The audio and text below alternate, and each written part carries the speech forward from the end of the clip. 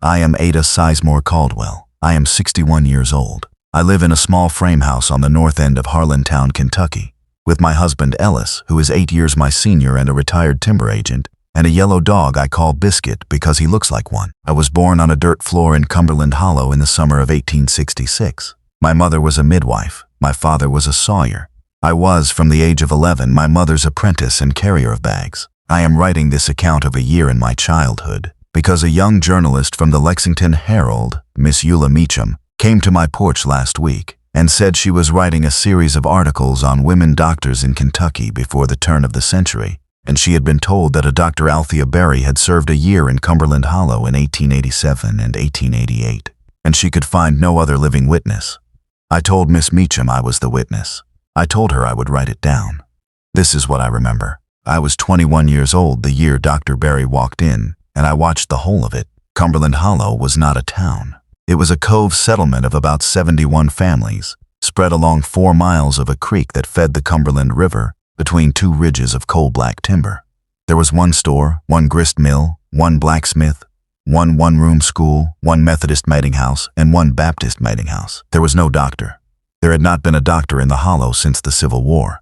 The nearest physician was old Dr. Combs in Harlantown, 12 miles on a ridge road that was impassable to a wagon for 6 weeks of every winter and some of most autumns. My mother, Letha Sizemore, was one of 3 midwives serving the Hollow and the 2 coves above it. She had delivered by her own count in her small black notebook 411 babies alive and 46 dead, and she had lost 7 mothers on her table in 31 years of practice. She was a hard woman in the way a mountain woman had to be, and she was a kind woman in every way that did not cost her her competence. She taught me to tie a cord, to count a pulse, to read a fever, and to cry only after the patient was asleep. In the early autumn of 1887, we lost 3 babies in 11 days in Cumberland Hollow. The first was the Sutton baby, a boy, who choked on a cord wrap and was stillborn. The second was the Begley baby, a girl who lived 18 hours and was smothered in her sleep by a mother who had been awake 3 nights. The third was the No baby, a boy who was breech, and my mother could not turn him, and he came out blue and stayed blue. My mother did not sleep the week after the Noe baby. She sat at our kitchen table with her black notebook open in front of her, and she did the arithmetic a midwife does in a bad month, which is, could I have done different? She decided, on the morning of the 8th of October, that she could not. But she also decided, and she said to me over the bowl of cornmeal mush she put in front of me that morning, that the Hollow needed a doctor, not instead of her, with her. A doctor who could do what a midwife could not do, and a midwife to do what a doctor on this mountain could not do.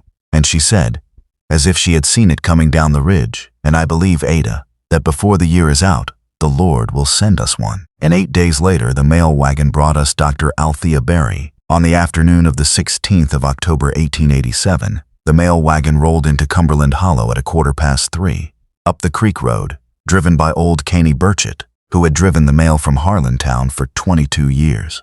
Caney pulled up in front of Carr's store, which was the only store. Out of the back of the wagon stepped a woman I had never seen before. She was, I saw at once, not a mountain woman. She was 35 or 36 years of age, dressed in a traveling costume of dark gray wool, with a black straw hat, and she carried a small leather trunk in one hand and a black doctor's bag in the other. She had her hair pinned up at the back of her head, in a knot, in a way the women of the Hollow did not wear their hair. I was on the porch of Carr's waiting for my mother, who was inside trading 3 dozen eggs for a pound of coffee. I was 21. I was wearing a calico dress and a shawl of my grandmother's. The woman stepped down from the wagon. She set her trunk on the boards of the porch.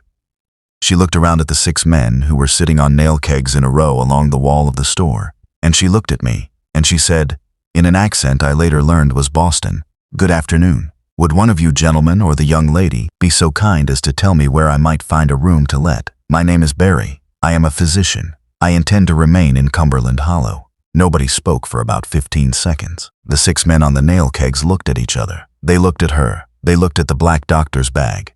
One of them, Amos Hensley, who was the deacon of the Baptist meeting, said, "Mom, you are a doctor?" She said, "Yes, sir. I am a graduate of the New England Female Medical College of Boston, class of 1879, and of the Boston City Hospital, resident of surgery 1881. I have not practiced since 1884. I should like to practice here," Amos said. "Mom, this here is Cumberland Hollow. We have not had a doctor in 22 years. We have not in our lives had a woman doctor, she said. Mr. Forgive me, I did not catch your name, he said. Hensley. Amos Hensley, she said. Mr. Hensley, I understand. I will not ask you to owe me anything on the first afternoon. I should like only a room to let at a fair price and a place to set up my bag. The valley will decide in its own time whether to use me. I will not be offended if it does not. Amos Hensley looked at his neighbors. I looked at my mother, who had come out onto the porch with her pound of coffee. My mother's eyes had a light in them I had seen only twice in my life. Once when a breech turned and came out crying, and once when my father came back from the Grand Army reunion in Louisville. My mother walked down the porch steps and stopped in front of the stranger. She put out her hand. She said, "Doctor, I am Letha Sizemore. I am the midwife for this valley. I have been praying you here for 16 days. You will stay in my daughter's room. Ada will sleep in the loft. Put your bag on my kitchen table. Supper is at 6, and that was how Dr. Althea Berry came to live in our house. Dr. Berry's first patient in the Hollow was Mrs. Nora Turner, 28 years old, the wife of a sawmill hand, expecting her 4th child. Nora Turner had lost the no baby's cousin, an earlier breech, in 1885, and she was frightened this time. She had asked my mother to please, if the doctor was willing, have the doctor present too. My mother put the request to Dr. Berry over supper on the 4th of November. Dr. Berry set down her fork. She said, "Mrs. Sizemore, I am willing to attend any birth in this valley that you invite me to attend, at any hour, for any fee or no fee. I will not ever present myself uninvited. I will not overrule you in your own practice. I will be the second pair of hands if the birth wants a second pair of hands. Is that acceptable?" My mother said, "Doctor, that is acceptable. Be ready at any hour after Tuesday." Nora Turner went into labor on the 9th of November, a Wednesday, at 3 in the morning. Nora's husband, Lige, came pounding on our door at 3:30. My mother and I and Dr. Berry were on horseback and up the creek road by 4. We reached the Turner cabin at 5. Nora had been in labor 6 hours already. The baby was, as my mother had feared, another breech. My mother, who had turned 13 breech births in her life and failed to turn 4, tried for 20 minutes and could not turn this one. She looked across the bed at Dr. Berry. She said, "Doctor, will you try?" Dr. Berry did not argue. She did not say, "I told you so," which she had not, and I mention it because many doctors would have. She washed her hands in the basin with the carbolic she had brought in her bag. She put her right hand on Nora's abdomen and her left hand inside. She worked with a concentration I had not seen in a human face before, and she worked for perhaps 11 minutes, and the baby turned, and the head came down, and Nora pushed 3 times, and the baby came out yelling. Dr. Berry laid the baby on Nora's chest. She said to my mother, "Mrs. Sizemore, the cord is yours. You have tied 400 in this valley. Tie this one." My mother tied it. Dr. Berry stepped back and sat down in the chair by the window and did not take any credit. Nora Turner, years later, told me that she had wondered in that hour whether the doctor was a doctor or a saint, and she had decided in the end it did not matter because she had her baby. In the 6 weeks after the Turner baby, Dr. Berry attended 4 more births in Cumberland Hollow at my mother's side, and each time she stepped back and let my mother lead, and each time she stepped forward only when my mother asked her. She sewed a tear on the gabbered mother in December that my mother had not the fine instruments to sew. She diagnosed in the 2nd week of January a case of puerperal fever in the Hensley cabin, Amos Hensley's daughter-in-law, as it happened. And she sat with the patient for 4 days and 3 nights and broke the fever with a regimen of quinine and cold compresses that my mother had not seen before. Amos Hensley, who in the autumn had said on the porch of Carr's store that the Hollow had never had a woman doctor, came down our path on the first Sunday of February 1888 with his hat in his hands. He had walked 4 miles in the snow. He said to Dr. Berry, at our kitchen door, "Dr. Berry, I owe you an apology from the October 16th. I owe you my granddaughter's life besides. I have asked the deacons of the Baptist meeting and the Methodist both. We have voted. We would like to offer you, if you will accept it, a small practice room above the store, which Mr. Carr will let at $2 a month, and a yearly retainer of $35, collected from each household as can afford a share, to keep you in the Hollow. If 35 is too little, we will find more. If it is acceptable, we should like to call you our doctor." Dr. Berry wiped her hands on the apron she was wearing. She had been kneading bread at our table, which amused her because she had never in her life kneaded bread before Cumberland Hollow, and she said, "Mr. Hensley, 35 is enough. I do not practice for a fee larger than the community can afford. I accept the room above the store. I will move into it on the 15th of the month if Mr. Carr will have me by then. I should like, however, to remain for my suppers here at the Sizemore table, for a separate consideration which Mrs. Sizemore and I will negotiate. I will not be separated from the midwife of this valley at the supper hour. We are, the Hollow will please understand, a working pair, and we share, I think, the same soup pot." Amos Hensley laughed. He said, "Doctor, you may eat in any house in this valley any night of the year. You will not want for supper in Cumberland Hollow." On the 14th of March, 1888, a letter came to Dr. Berry at the Carr's store address. It was from Boston. It was in a man's handwriting. She took it upstairs to her practice room, and she did not come down to supper that night, and my mother did not knock. The next morning, Dr. Berry came down to breakfast at our kitchen table, with her face pale but composed, and she laid the letter open on the oilcloth between my mother's coffee cup and her own, and she said, "Mrs. Sizemore, Ada, I have not told either of you why I left Boston. I am going to tell you now. You are entitled to know," she said. "In the spring of 1884, I lost a patient in Boston. Her name was Ellen Goggin. She was 23 years old. She came to the hospital in the last hours of a difficult labor, and I attempted a procedure which the senior surgeon on call did not approve. I lost her. I lost her baby. The coroner's inquest ruled I was not at fault. The senior surgeon filed a complaint with the college anyway. I was censured. I was not disbarred, but I was requested by the hospital board to resign. I resigned. I went home to my father's house. I did not practice for 3 years. This letter is from the senior surgeon. He is now dying of a cancer, and he is writing at the urging of his own wife to say he was wrong in 1884 and that he withdraws his complaint. He is asking whether I will come back to Boston." My mother looked at the letter.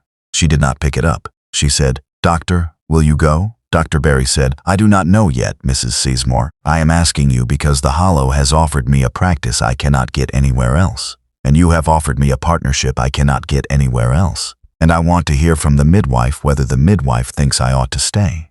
My mother took her time. She was, as I have said, a hard woman in the mountain way. She said finally, "Dr. Boston has 400 doctors and 1,000 hospitals. Cumberland Hollow has 1 midwife and now 1 doctor. I cannot tell you what to do with your own life, but I can tell you the Hollow will be a different valley if you leave it after a year than it will be if you stay in it for 20. That is the only opinion I will give you." And Dr. Berry thanked her, and she put the letter in her pocket, and she went upstairs to her practice room, and she did not speak of it again for 8 weeks. In the second week of June 1888, 3 sawmill hands at the Turner Mill in the Lower Hollow came down with vomiting and cramps and a watery flux that my mother had seen once before in the Civil War at Perryville, and that she could name in her sleep. She told Dr. Berry at breakfast. Dr. Berry went with her to the mill that morning. Dr. Berry put her hand on the first man's forehead. Dr. Berry said, "Mrs. Sizemore, this is cholera. If it is at the mill, it will be in the creek. We have perhaps 48 hours before the Hollow is an outbreak." What Dr. Berry did in those 48 hours is recorded in my mother's notebook and in the records of the Harlan County Board of Health, which were later filed in Frankfort. She organized, with the deacons of the 2 meeting houses and the elders of Carr's store, and my mother and myself, a cordon around the Lower Hollow. She had every well in the Hollow boiled water orders. She had the sawmill temporarily closed. She had the bodies of the first 2 men, who died on the 3rd day, buried in quicklime outside the cemetery fence. She had every woman in the Hollow boil every rag in her house. 11 people took the cholera in the Hollow that summer of 1888. 3 died. 8 lived. Dr. Berry did not sleep 4 hours at a stretch for 2 weeks. She walked the creek herself in the cordon period. She sat by every sickbed. She did not contract the disease. My mother, who was 63 that summer and should not have been working those hours, did not contract it either. The outbreak was contained by the last week of June. When the cordon lifted, the Hollow held a meeting at the Methodist Meeting House on the first Sunday of July. Amos Hensley stood up. He said, "I propose to this valley that we raise Dr. Berry's retainer to $60 a year, beginning the 1st of August. I propose that we offer her the donation of land at the North Bend for a proper clinic. I propose that we do it by voice vote tonight. I would also like, by separate motion, to propose that this congregation take up a second collection on Sunday next for Mrs. Sizemore, who has not rested in 2 weeks, and who will not accept a fee from this valley, and whom I propose we compensate anyway, because she is the other half of the reason we are not all dead." Both motions passed, by voice vote, unanimously. including my mother recorded in her notebook the 2 votes of the Hensley women who had never before in their lives voted at a meeting of any kind in Cumberland Hollow. I have not, in this account for Miss Meacham, told you about the night I came up the ladder to the loft where I now slept, a little after midnight on the 18th of June, and found Dr. Barry sitting on the edge of the ladder opening, with her feet on the 3rd rung, crying. I will tell you now because Miss Meacham asked me for the story of a woman doctor. And a woman doctor is not only the days she is a doctor. She had lost a boy of 9 that afternoon, Rufus Marston, the Sawyers' youngest, to the cholera. She had sat with him 6 hours. He had asked her, near the end, whether his mother was in the other room. His mother was in the other room, and his mother was asleep at the kitchen table from not sleeping 3 days. And Dr. Barry had said yes to him, because it was the last lie a dying boy was going to ask anyone to tell. And she had no objection to it on the medical books. I sat down beside her on the loft floor. I did not speak for a minute. She said after a minute, Ada, I could not save him. I had the right regimen. I had the blue water. I had the oral salts. I have saved older men from worse cholera. I do not know why I could not save him. I will not know. I will spend the rest of my life not knowing, I said. Doctor, my mother has spent 40 years not knowing why she has not saved the ones she did not save. She says it is the tax on the ones she has saved. She pays the tax. She does not ask for a receipt. Dr. Barry, after a long silence, laughed once, a small wet laugh, and she said, Ada Sizemore, you are, at 21, wiser than I was at 31. Your mother raised you well. Go to sleep. I am fine. I only needed to tell someone Rufy's name out loud once before I stopped saying it. I went to sleep. She stayed on the ladder I do not know how long. That is the detail you cannot get from the Board of Health records. Widow Carmichael was 81 in the summer of 1888. She was the oldest woman in Cumberland Hollow. She had been born in the Hollow in 1807.